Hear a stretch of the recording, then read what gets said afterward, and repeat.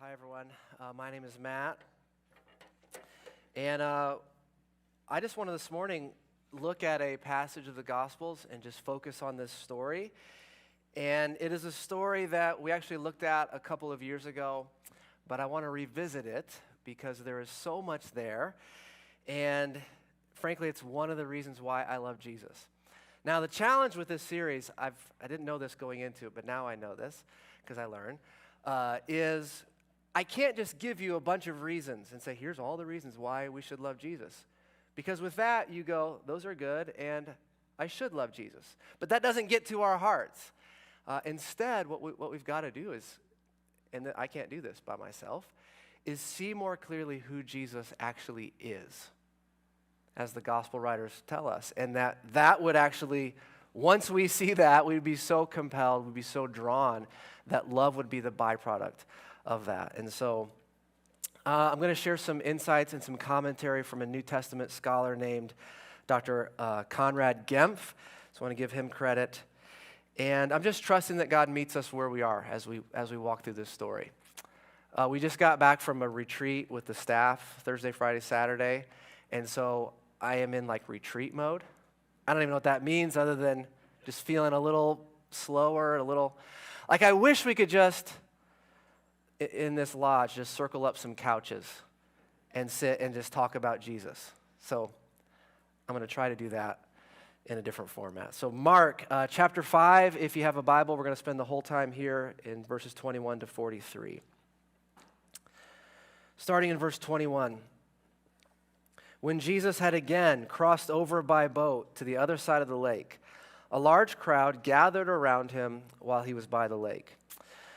Then one of the synagogue leaders, named Jairus, came, and when he saw Jesus, he fell at his feet. He pleaded earnestly with him, "My little daughter is dying. Please come and put your hands on her so that she will be healed and live." So this is amazing. This synagogue leader, which means he's a Pharisee, he falls at Jesus' feet, and he says, "Please come."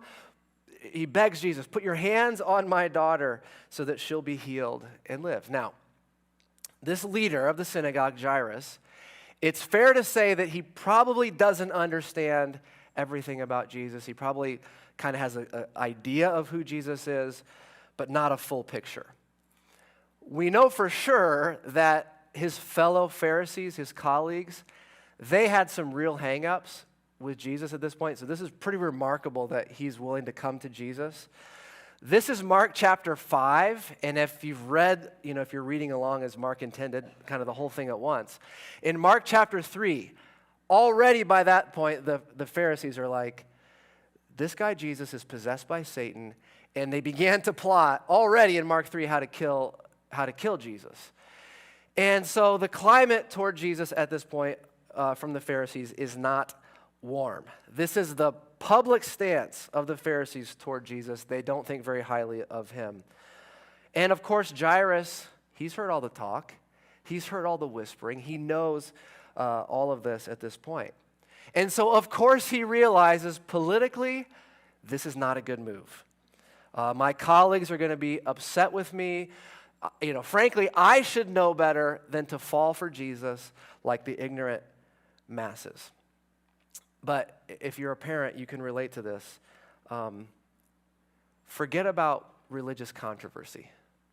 You can forget about political danger when your daughter is dying.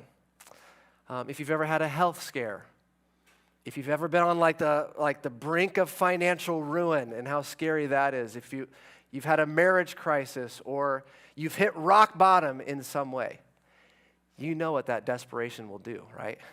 Like, I'll do anything to fix this. And so Jairus goes, I just have this sense, for the sake of my daughter, who I would do anything for, that it's worth the risk. It's worth the risk to my reputation. It's worth the shame and the embarrassment and whatever fallout happens because of this. And he falls at Jesus' feet.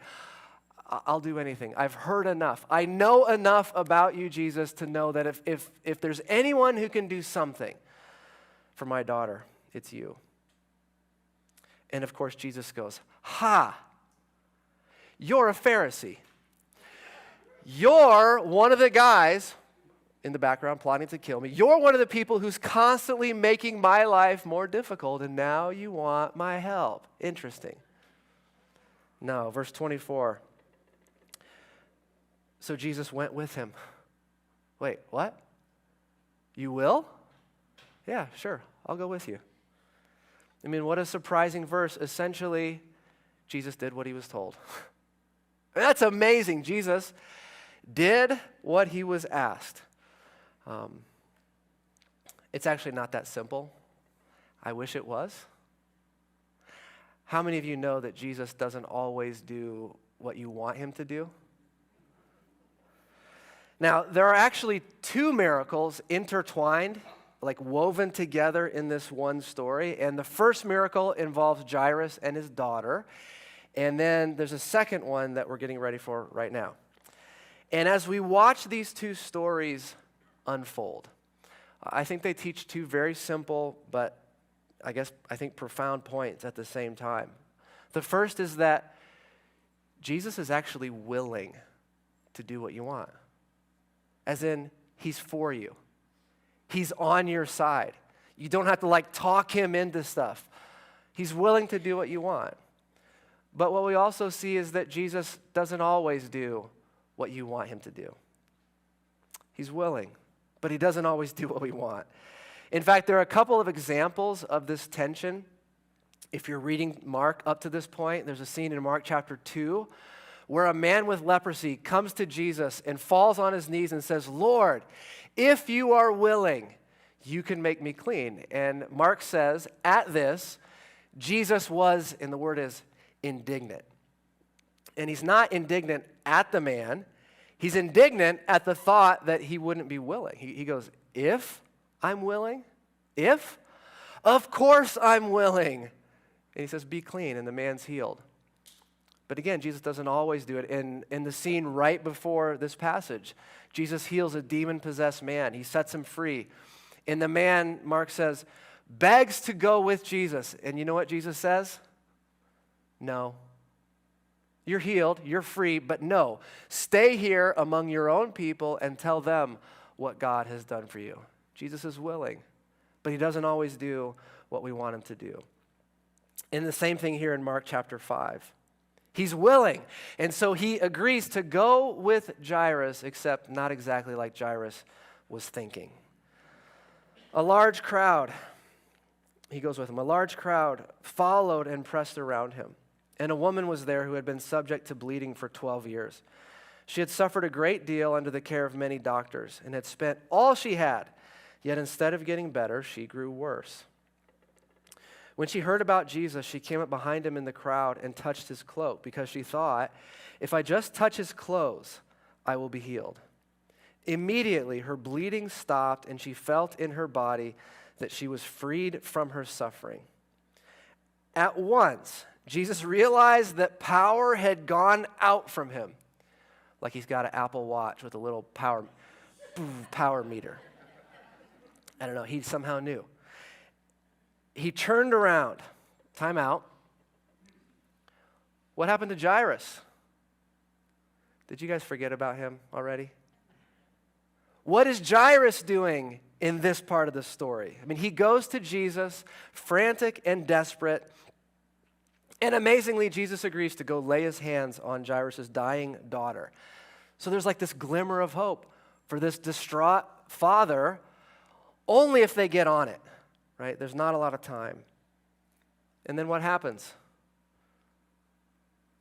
The crowd, the delay, the two of them are trying to push their way through to Jairus' house as planned. And all of a sudden, Jesus stops in the middle of the crowd. And Jesus is going to say, who touched me? Real casual like that.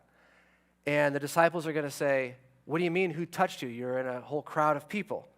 So if you're Jairus, what are you doing? Anybody? Thank you. I can only assume that was Steve. You're freaking out. You're going, come on, come on, come on. My daughter doesn't have long. The clock is ticking. I told him we don't have much time. He knows this is urgent. He said yes. He agreed to come with me. Maybe you're thinking, okay, fine. Jesus had to heal someone else along the way because apparently he does that kind of thing a lot. But the miracle is done. Let's go. The healing has happened. Let's keep moving. So if you're Jairus, just a heads up, it actually gets worse for you. It gets worse before it gets better. He turned around in the crowd and asked, "Who touched my clothes?" "You see the people crowding against you," his disciples answered, "and yet you can ask, 'Who touched me?'" So they get a bit sassy there. Jesus kept looking around. No. Jesus kept looking around and looking to see who had done it. Clearly, Jesus is not in a hurry to get to Jairus' house.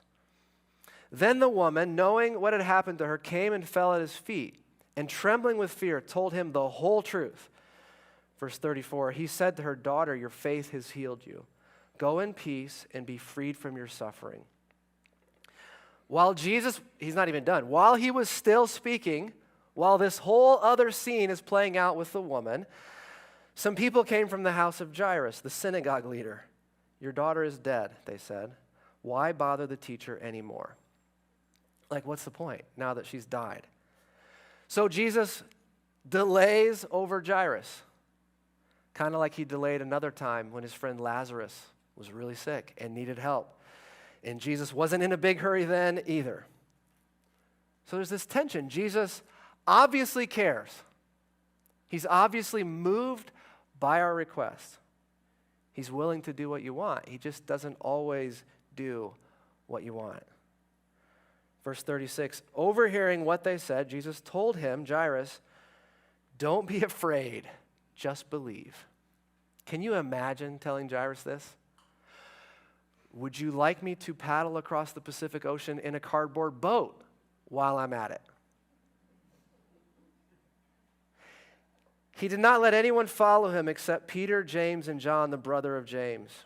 When they came to the home of the synagogue leader, Jesus saw a commotion with people crying and wailing loudly. He went in and said to them, "Why all this commotion and wailing? The child is not dead, but asleep." So Jesus just says, matter-of-factly, whoa, the child's not dead, she's sleeping. And Mark says they don't just respond, kind of like I think they'd respond with, "That's impossible." It's more than that. They're incredulous at this point. Verse 40 says, but they laughed at him.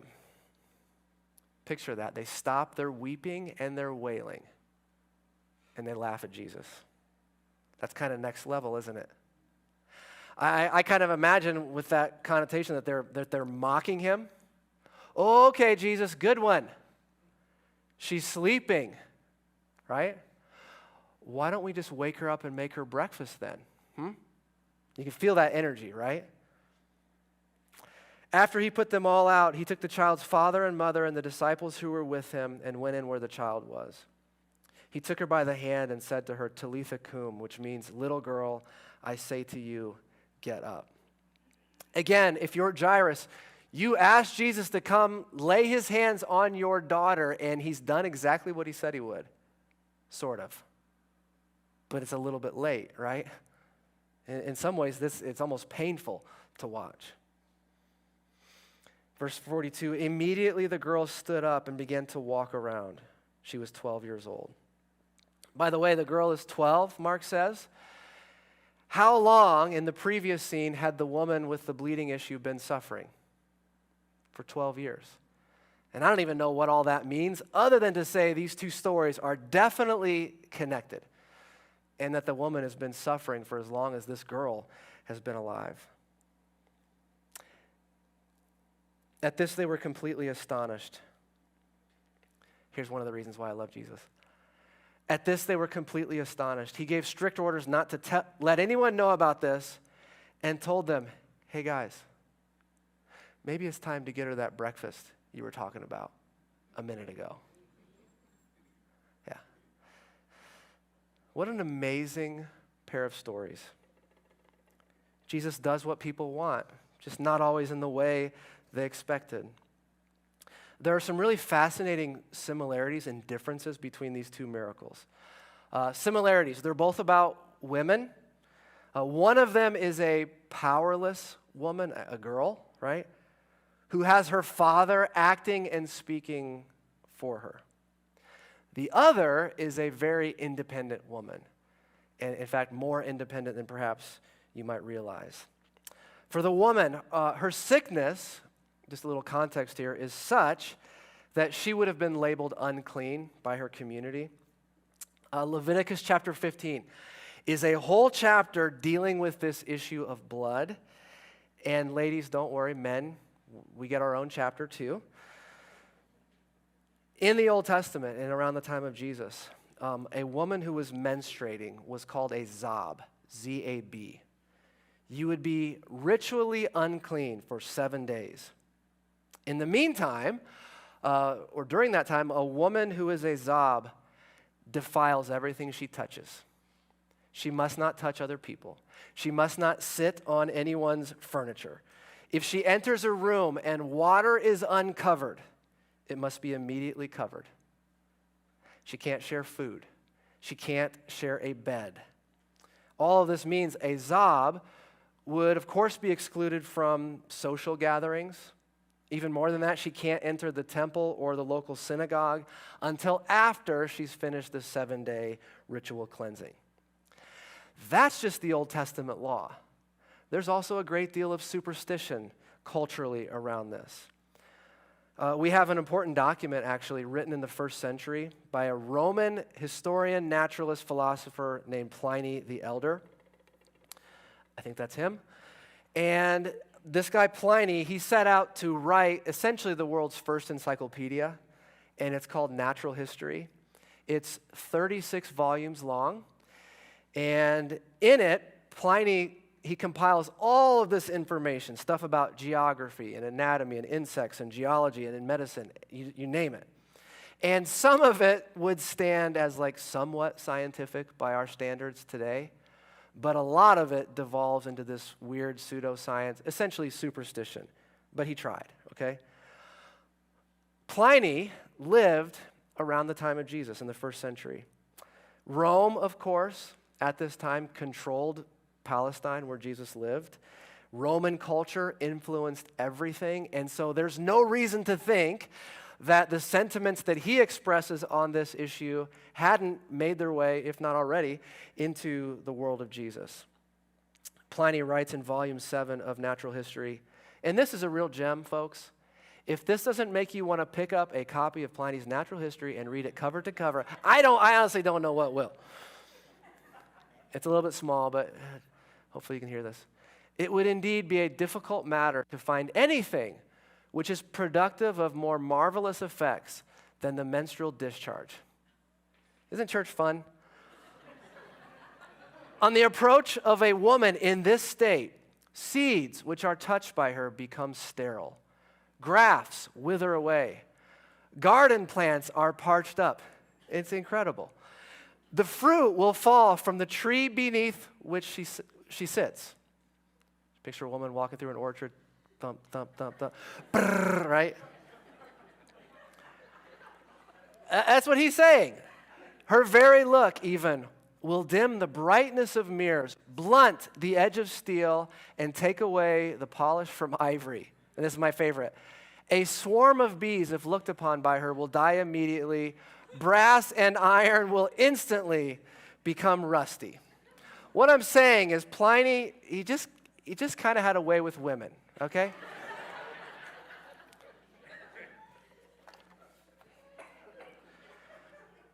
So with all of this religious and cultural stigma around this issue, now you can see why this woman in Mark 5 is creeping around the crowd, sneaking up behind Jesus. According to their religion, their rules, and their culture, she shouldn't even be with them. She should be at home by herself. Not in crowds, bumping into people, let alone purposefully touching them. We don't have anything like this, hardly. I mean, the closest thing I can think of is, remember like during the height of COVID or somewhat now, when you accidentally cough in public? Like, oh, I'm so sorry, right? So times a million is what she experienced. So she's not a part of the community. She's permanently cut off from the life of the synagogue, the hub of the community. By the way, who presides over that synagogue? Jairus, the local synagogue leader. This woman's condition is such that this is her permanent status. She has lived with this stigma every day for 12 years. She's likely never been married. If she had been, her husband for sure divorced her because of this. And so she has indeed, as Mark says, suffered a great deal. And in her pain and her desperation and with a whole bunch of shame, she sneaks out and she says to herself, if I just secretly touch his cloak, I'll be healed. Now, if I were Jesus, a good Jewish rabbi, I would stop and I would say, I know why you're here, but theologically there's a couple of issues we got to address. He could have said, I'm willing to heal you. First of all, let's do away with this magic nonsense. He could have said, there are some things you need to understand, young lady. He could have said, you're going around making everyone else unclean, including me. But he doesn't. Instead, Jesus does what she wants. He lets it happen, just not quite in the way she was hoping for. In Luke's version of the story, he says, then the woman, seeing that she could not go unnoticed, came trembling and fell at his feet. In other words, she wanted to touch Jesus, get healed, and then sneak away. And you can see why that was her big plan, right? And Jesus goes, not so fast. And this whole time, remember, Jairus is still waiting.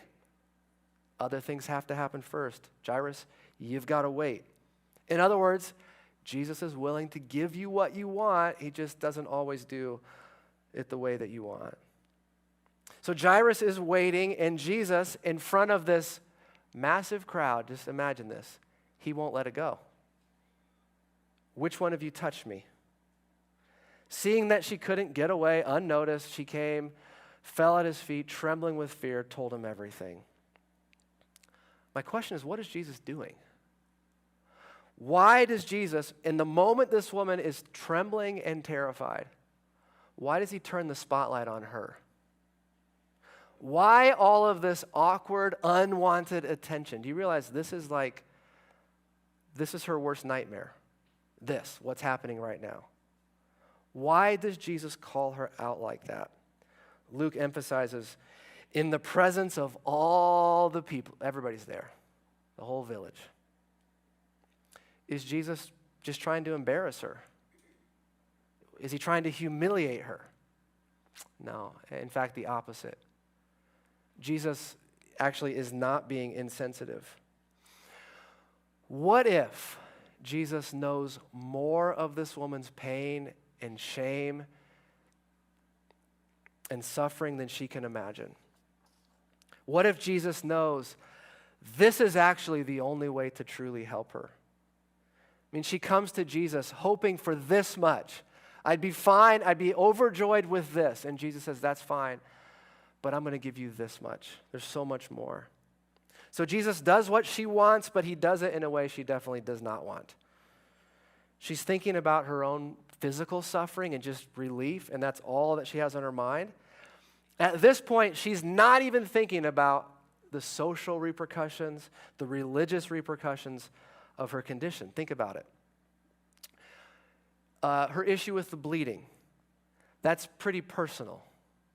It's pretty private, right? How else are people going to know she's been healed? In this day, because of this system, she does not get to announce, okay, everybody, all better now, I'm fine, back to normal.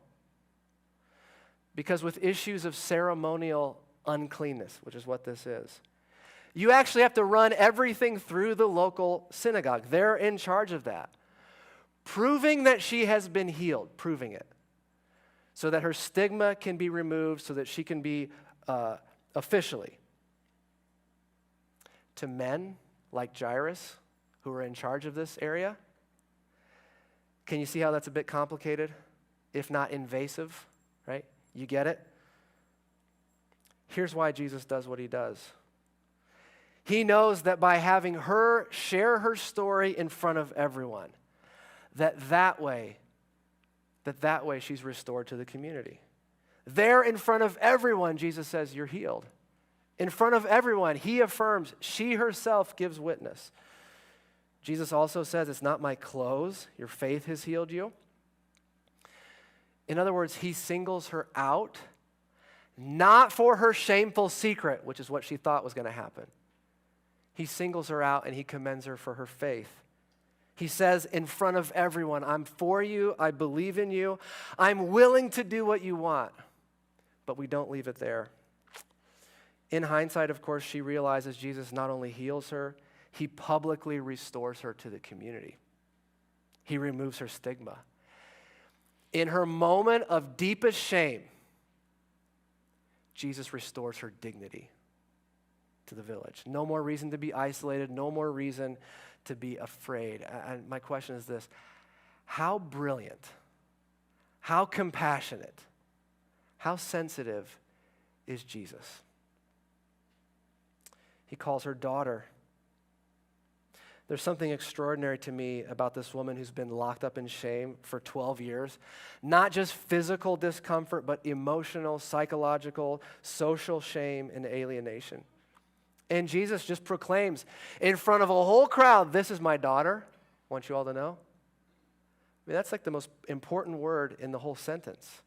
Daughter, your faith has made you whole. Jairus? Yes? Let the record show. Let the official record show. She's restored. Jesus communicates to this woman in such a profound, loving way. There's no reason to be afraid. I see you. I know you're suffering. I'm willing to do what you want because I'm good. I'm just not going to do it exactly the way that you want. But you can trust me in your moment of desperation to take care of all the details. In other words, Jesus knows what this woman needs. Stuff she hasn't even begun to think through. Jesus is already there. He's way out in front. He's way ahead of her. He doesn't just heal her. He cares enough about her to preserve her dignity. And I'm just telling you, I think there are some of us here who don't believe that's what God is like. Because we think, or we've been told, we come to him and he is going to respond with condemnation. He's going to respond with, I told you so, or what were you thinking, or any other litany of things that make us feel worse than we already feel. Jesus, for this woman in her moment of total vulnerability, he holds up her dignity. He restores her dignity. Doesn't that make you love Jesus? It's amazing. Again, if you're Jairus, because we keep forgetting about him, what are you doing while this whole thing, and it had to have taken some time, is playing out? Are you pacing back and forth, looking at your watch, going, come on, come on, come on? Or are you rejoicing? Are you being amazed at what's happening to other people? People, in this case, not as sophisticated, not as smart, not as influential as you are. People who are stupid enough to believe that magic is going to save them, because guess what? Jesus saves them. Jesus believes in them. His wholeness, his beauty is flowing. Notice the difference between these two miracles.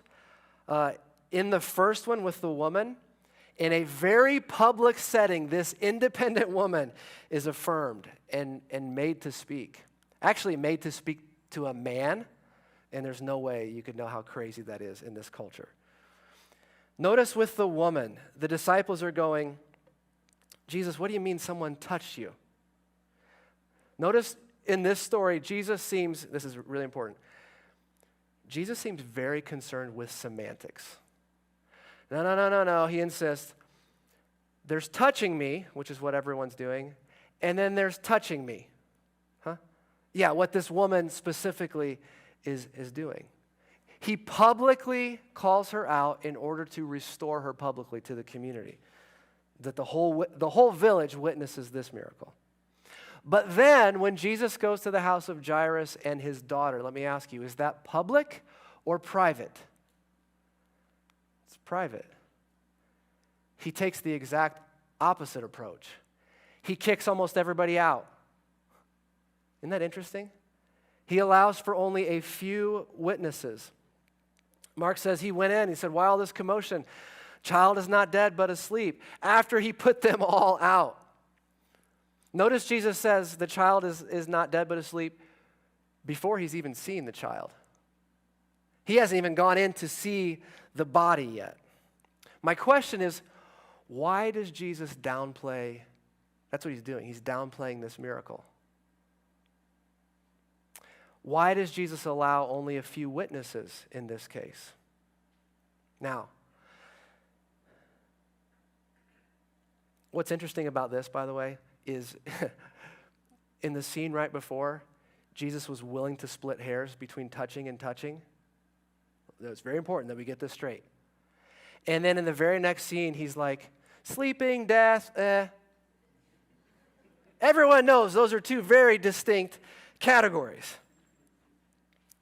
He downplays it. He makes it private. There's some mystery here, but one explanation for it is this. By doing it this way, this girl is restored to her community, because Jesus is all about restoration. And he does it in a way without her having to be this weirdo girl back from the dead, which, by the way, would have been just as unusual for them as it was for us, as it is for us. So I think in order to protect her, he downplays the whole thing, which, by the way, means he diminishes the credit that he could have gotten for a pretty amazing miracle. Mark says he tells the family, don't tell anybody about what's happened here. And then Jesus walks out and goes, all right, everyone, like I said, the whole thing's way overblown. She was, in fact, just sleeping after all. And so show's over, folks, nothing to see here. Let's move along. This way, she can keep being a normal girl. No shame. See what he does? No stigma, no zombie girl nicknames at recess. Again, Jesus is brilliant. He actually thinks of everything. I know you probably know that he's good. Did you know he's this good?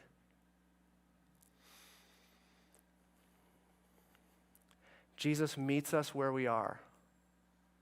He knows that each situation is distinct. It's unique. That each situation calls for a different response because he's dealing with people. He sees the individual, the person. He's personally invested. On his way to one crisis, he stops to fully address another in a different way. And in both cases, he is way out in front of the whole situation. He's way ahead of everyone. He's thinking of things people won't think about for a long time. They haven't even considered. And he's willing to do what you want him to do. He's available. He's willing. He's for you. He is on your side. Now, he doesn't always do it the way you want. And maybe not yet. But ask him, Jesus, lay hands on my problem. Fix my problem. And then sit back and watch him say yes. And then watch him get sidetracked along the way by other people. And then enjoy how important they are to him. How amazingly he deals with others. I like how Mark just tells a story and then moves on. And we got to wrestle with it, which is why I wish we were sitting in a lodge around couches. I imagine this story hits us all differently. That's what it does. Some of us, I think, are probably like Jairus, and you are convinced fundamentally that God doesn't really see you, doesn't really care about what you're going through. Yeah, he's like the cosmic, he's the universe, all that stuff, but he's not personally invested in what's going on. Again, maybe you're in a desperate situation. You need help. It's a health issue, a marriage that's falling apart, financial, whatever. And you don't know how you're going to make it. It is interesting the things that we all carry with us, right? In a place like this. And you wonder, does God care? Like Jairus trying to interrupt, is he too busy to be available? Or you watch God answer other people's prayers and you wonder, when's it going to be my turn? You ever do that? When's he going to do something for me? And I just want to remind you that Jesus sees you, that he cares deeply, that he wants to meet you in your desperation. He's willing. He doesn't always do what we want, but he's good. We can trust him. In fact, he's thinking of things we haven't even begun to think about. Which, by the way, that actually frees us up to celebrate, instead of being bitter, to celebrate what God does in the lives of people around us. I want to remind you that nothing can separate you from his love, from his presence. Not hardship, not difficulty, not anxiety over the future, not a difficult marriage, not trouble with your kids, not loneliness. Nothing can separate you from his love. He sees you. Perhaps others of us are more like the woman in the story. And we come in this morning and we have secrets. We have shame. Things that have been done to you through no fault of your own and the pain that that's caused. Others of us, we've made choices and we've failed and we have regret. And we're also desperate. And we come to Jesus and we don't know how he's going to receive us in our need. We kind of expect more judgment, more anger, more condemnation. And there's people here who I'm guessing feel really unlovable and unworthy. And so the question to you or to me is, will we risk being, what that woman does is incredibly courageous. To risk exposure, to risk being fully known for who we really are. Again, Jesus is better than you think. He sees all of it and loves you anyway. He's good. Like the story with the woman, he's good enough to preserve your dignity, and you can trust him with that. Tim Keller says, to be loved but not known is comforting but superficial. To be known and not loved, well, that is our greatest fear.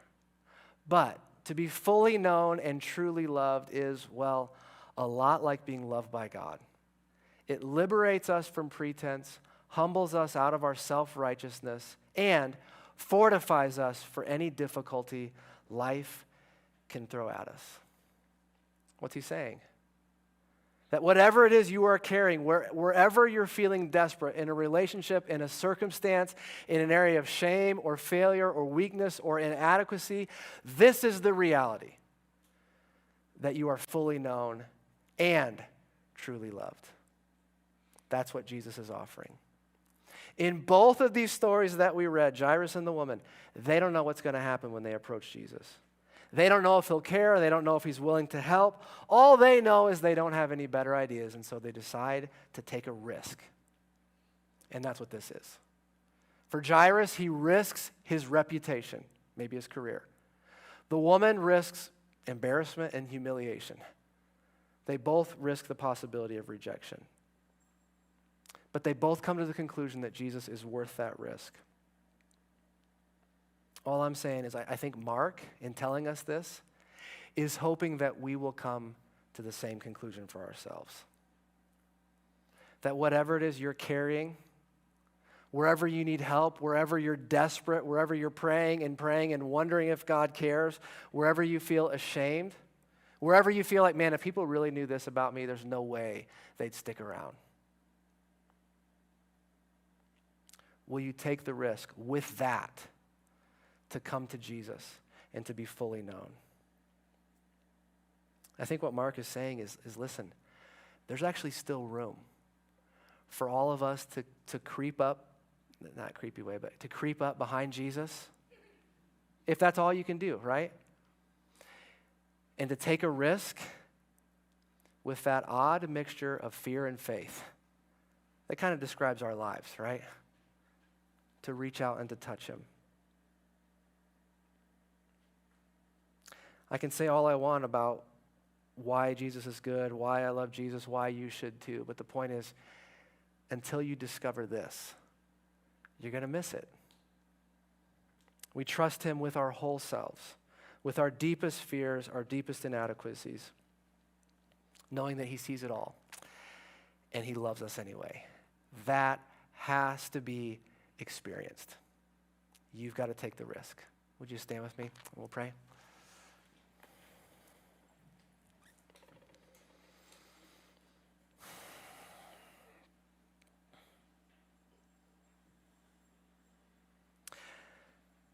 Heavenly Father, as we think about our own areas of desperation,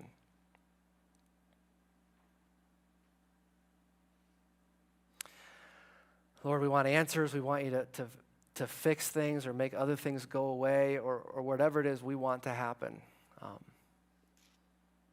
And Father, we sometimes miss this huge truth that in all of that, in spite of all of that, some of which will never be fixed until Jesus returns,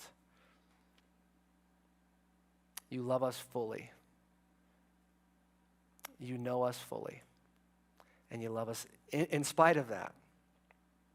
Father, help us to rest, to actually find peace and calmness and just like this sigh of relief in that great truth. Thank you for this reminder that you see us, the parts that we're hiding, the parts that we're afraid other people are going to find out, things we're ashamed of. You see all of that, and you love us anyway, and you respond that your desire is to restore our dignity. Thank you for being willing to do what we want because you care, because you're good. Help us to trust you when you don't always do what we want. In Jesus' name we pray. Amen. Well, thanks, everyone. We're going to wrap this up next week, so please don't miss that. We'll see you then. Have a great week.